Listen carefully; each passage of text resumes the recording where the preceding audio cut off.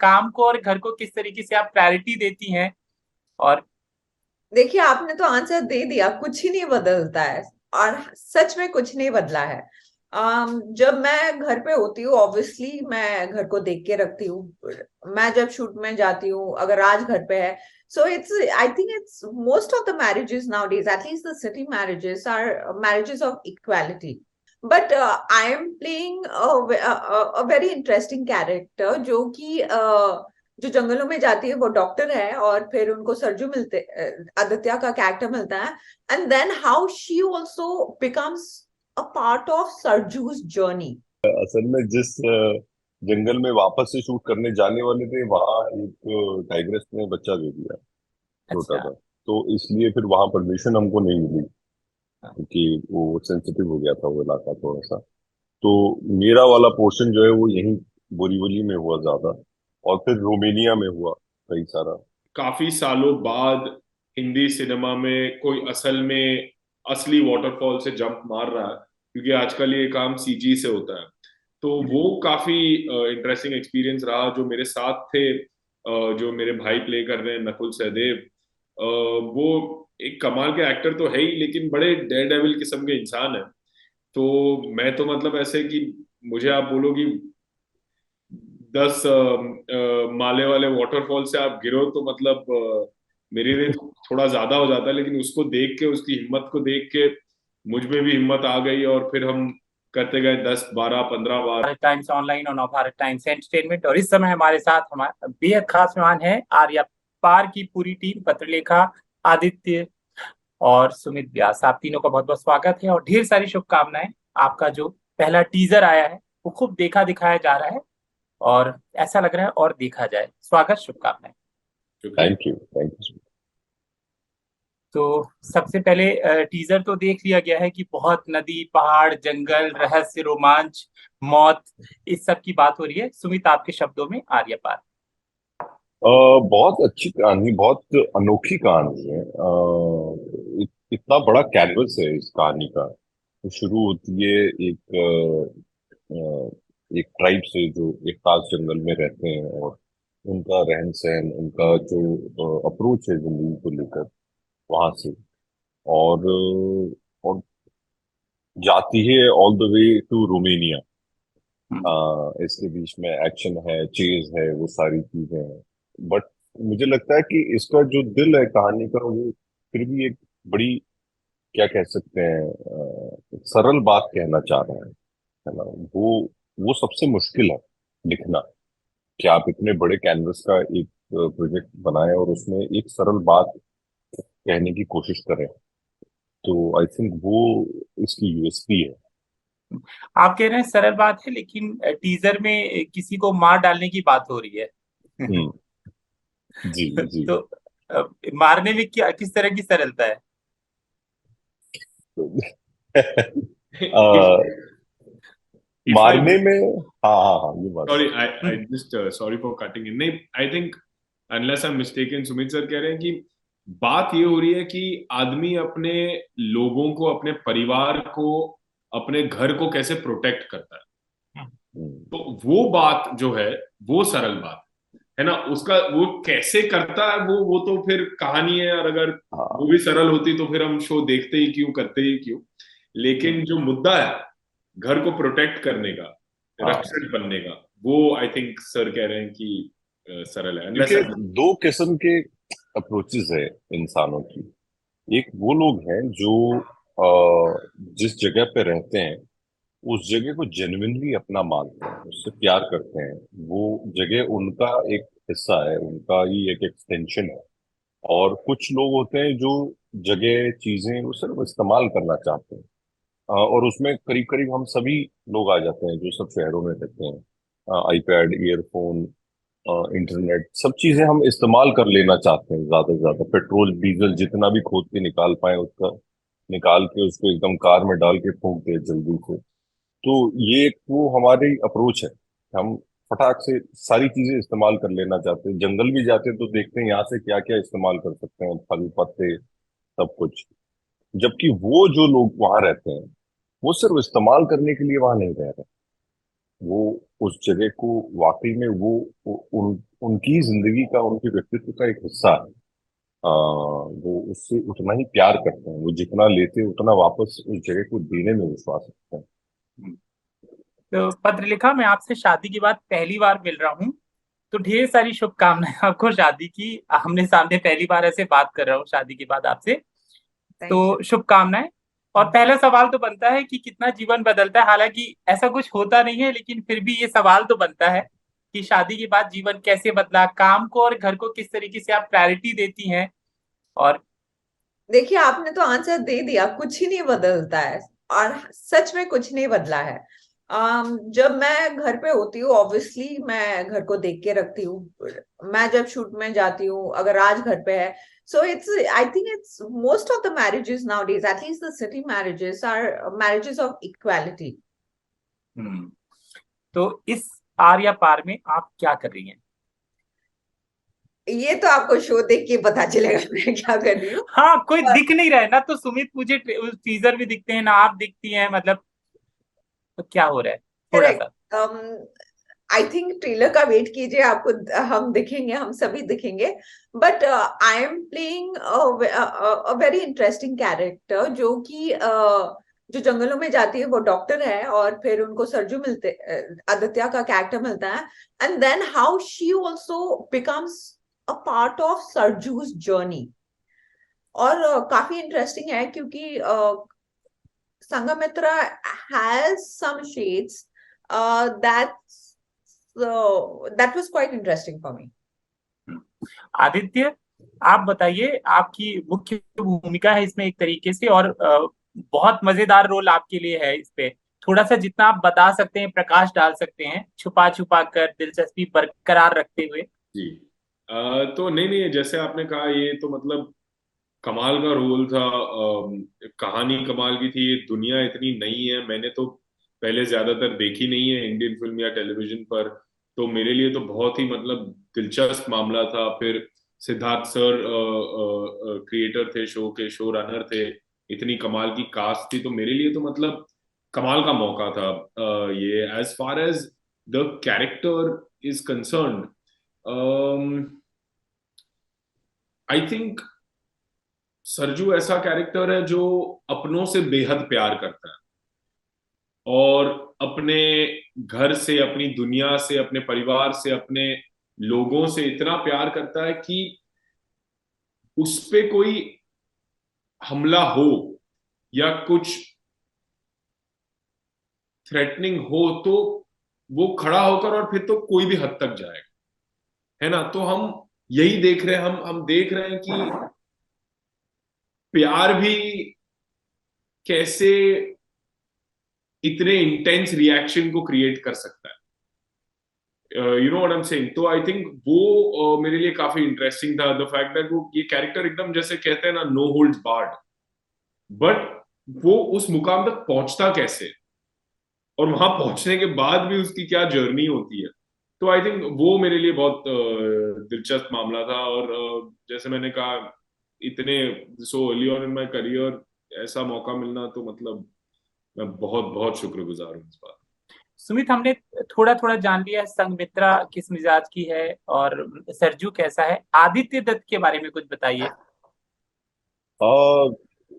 बहुत सहज आदमी है, थोड़ा सा क्या कह सकते हैं, लोनर है वो। अकेला रहना पसंद करता है। बहुत ज्यादा उसकी इच्छा नहीं है शादी और उस किस्म की जो एक कन्वेंशनल लाइफ जीने की। तो उससे ये हो जाता है कि वो अपने काम में बहुत ज्यादा इन्वॉल्व, जो काम होता है ऐसे लोगों का, वो उनकी जिंदगी का एक बहुत बड़ा हिस्सा बन जाता है। उनका परिवार और वो वाला पक्ष जो है वो थोड़ा कमजोर होता है। तो इन जनरल वो चीजों को काफी प्रैग्मेटिक तरीके से देख पाते हैं।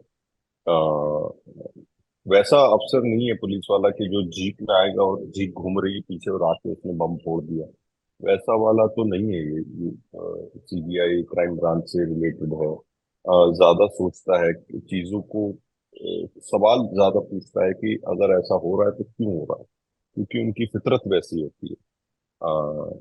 वो खाकी यूनिफॉर्म पूरे वक्त नहीं पहन के रखते, वो लोग सिविल ड्रेस में रहते हैं, ताकि उतना ज्यादा अप्रोचेबल होता है, उतना ज्यादा जो है आम लोगों में घुल मिल सकते हैं, उतना ज्यादा उनके लिए आसान हो जाता है केसेस को सॉल्व करना। तो वैसी वाली सी अप्रोच है, और बहुत इंटरेस्टिंग तरीके से लिखा गया है वो। उसकी भी अपना एक आर्क है कैरेक्टर का, उसकी जर्नी में वो घुसता है इस इन्वेस्टिगेशन में एक काम करने के लिए, और जब तक वो पूरा काम खत्म करता है तब तक उसको भी कुछ चीजें रियलाइज होती हैं। आ, उसका भी हृदय परिवर्तन होता है इस लेवल पर। तो बड़ा टी, इंटरेस्टिंग रोल है। जी, टीजर में जिस तरीके से वो नदी, पहाड़, जंगल, झरने, कंदरे दिख रहे हैं, बहुत घने दिख रहे हैं, तो यहाँ पर एक दिन 2 दिन घूमने के लिए जाओ तो बहुत मजेदार होता है। लेकिन एक लंबे दिनों की जब शूटिंग होती है तो बहुत सारी स्टोरीज होती हैं। अगर आप सभी से सभी के सीन अगर वहां पर हैं तो मैं सभी से वहां की स्टोरी सुनना चाहूंगा, अपनी अपनी। पत्रलेखा, आपसे शुरू करते हैं। मुझे तो बहुत मजा आया जंगलों में जाके। हम एमपी भोपाल से कुछ 1 घंटा दूर शूट कर रहे थे जंगलों में। और बहुत मजा आया क्योंकि वहां पे कोई नेटवर्क नहीं होता था, तो हम सारे लोग एक दूसरे से बातचीत करते थे। फिर हमारा शूट भी था और वहां पे सुनाई दिया कि कैंसिल हो गया शूट सुबह सुबह, क्योंकि टाइगर आ गए थे। So it was quite interesting to shoot. तो ये कहाँ पर हो रहा था सुमित जी? ये शूट हो कहाँ पे रहा था? यार मैंने असल में एमपी में एक आधा दिन ही शूट किया, 1-2 दिन। Okay, okay. बाकी हमारा मेरा जो खासकर जंगल का पोर्शन है वो काफी बम्बई के आउटस्कर्ट्स में है। अपने बोरीवली नेशनल पार्क जो है, इंडिया का सबसे बड़ा जंगल वहां पे शूट हुआ है। क्योंकि असल में जिस जंगल में वापस से शूट करने जाने वाले थे, वहां एक टाइग्रेस ने बच्चा दे दिया, छोटा अच्छा। सा। तो इसलिए फिर वहां परमिशन हमको नहीं मिली, हाँ। क्योंकि वो सेंसिटिव हो गया था वो इलाका थोड़ा सा। तो मेरा वाला पोर्शन जो है वो यहीं बोरीवली में हुआ ज्यादा, और फिर रोमेनिया में हुआ कई सारा। वो तो जंगल नहीं था, वो काफी अच्छा था, अजरबैजान में। तो कितना नजदीक से किसी जानवर को देखने का मौका मिला होगा आपको? आदित्य, बहुत साल ज्यादा टाइम आदित्य आपने गुजारा है मेरे ख्याल से वहां जी, पे। खैर जानवर तो बस हिरण तक अ, मैंने देखे हैं। मतलब ये इस शूट के दौरान वैसे जानवर से कुछ ऐसा ये नहीं हुआ, बट एक जो काफी इंटरेस्टिंग एक्सपीरियंस था जो आप टीजर में देखते हैं, जो हम वाटरफॉल से जंप मार रहे हैं, तो वो हम असल में जंप मार रहे हैं। जो हमारे एक्शन डायरेक्टर थे, फाइट मास्टर थे, उन्होंने कहा कि आई थिंक काफी सालों बाद हिंदी सिनेमा में कोई असल में असली वाटरफॉल से जंप मार रहा है, क्योंकि आजकल ये काम सीजी से होता है। तो वो काफी इंटरेस्टिंग एक्सपीरियंस रहा। जो मेरे साथ थे, जो मेरे भाई प्ले कर रहे हैं, नकुल सहदेव, वो एक कमाल के एक्टर तो है ही, लेकिन बड़े डेयर डेविल किस्म के इंसान है। तो मैं तो मतलब ऐसे कि मुझे आप बोलो कि 10 माले वाले वाटरफॉल से आप गिरो तो मतलब मेरे लिए थोड़ा ज्यादा हो जाता है, लेकिन उसको देख के, उसकी हिम्मत को देख के मुझ में भी हिम्मत आ गई, और फिर हम करते गए 10, 12, 15 बार। जो फिर by the end of it तो इतना मजा आने लगा कि जब दिन खत्म हुआ हमने कहा कि यार थोड़ी और भी छलांग लगा देते हैं, बट काफी हो गया था तब तक। हम्म। पर देखा, जब भी कोई रोल आता है तो चुनने की कोई क्राइटेरिया होती होगी, और मुझे बताइए कि ये संघमित्रा का किरदार आपने क्यों चुना कि मुझे करना है? जी हाँ, क्राइटेरिया होती है obviously. First the script and the makers that are associated with it. अच्छे डायरेक्टर के साथ काम करने से द प्लस पॉइंट इज आपको पता है कि वो शो या फिल्म को संभाल ही लेंगे। एंड ऑफ कोर्स वो आपका काम भी संभालते हैं, यू नो तो वो तो obviously the first prerogative for me while choosing a script.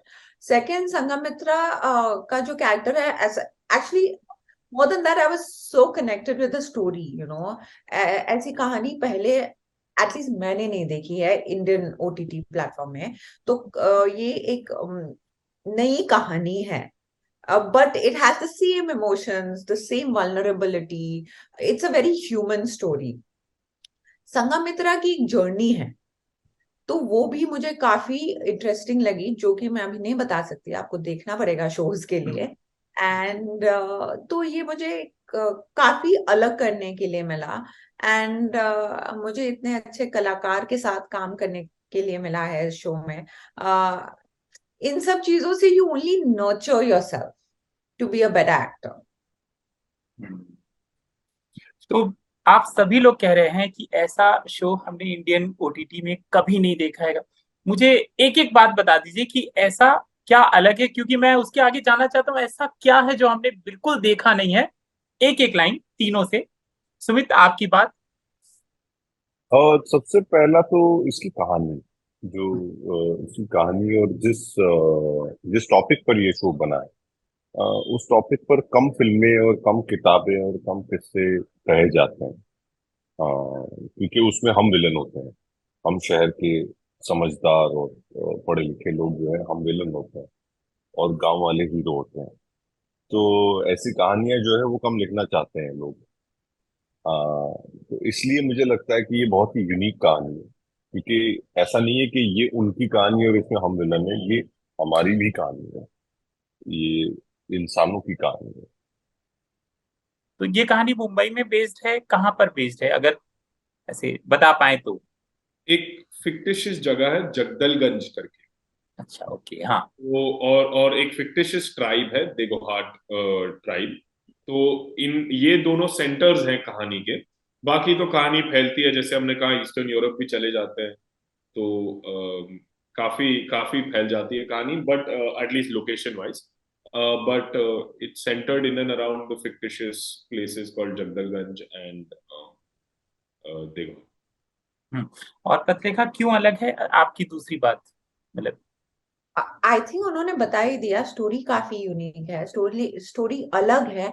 But also मुझे जो लगता है, सब कुछ अलग है, सब कुछ सेम है, बट जो ह्यूमन इमोशंस है वो बहुत ही रूटेड है, हम सब कनेक्ट कर सकते हैं।